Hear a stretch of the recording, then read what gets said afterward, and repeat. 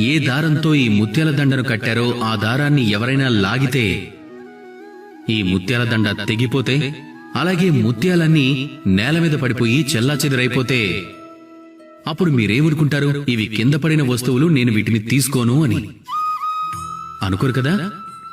మనం వంగి ఒక్కొక్క ముత్యాన్ని ఏరుకుంటాం, మళ్ళీ వాటిని దారానికి కడతాం. ఎందుకంటే ఈ ముత్యాలు చాలా విలువైనవి. ముత్యాలు విలువైనవి అనడంలో ఎలాంటి సందేహమూ లేదు. కానీ వీటికంటే కూడా మన జీవితంలోని మన సంబంధాలు, మన బంధాలు ఇవి ఇంకా ఎక్కువ విలువైనవవుతాయి. వీటిల్లో కూడా అప్పుడప్పుడు సమస్యలొస్తాయి, మనస్పర్ధలొస్తాయి. అప్పుడు ఇవి కూడా చెదిరిపోతూ ఉంటాయి. ఇక ఆ సమయంలో ఈ ముత్యాలలాగానే వంగి ఈ సంబంధాలను ఏర్పరచుకోవాలి, అలాగే జత చేసుకోవాలి. వీటిని భద్రంగా చూసుకోవాలి. ఎందుకంటే వీటన్నిటికంటే అమూల్యమైనవి ఇంకేవీ లేవు.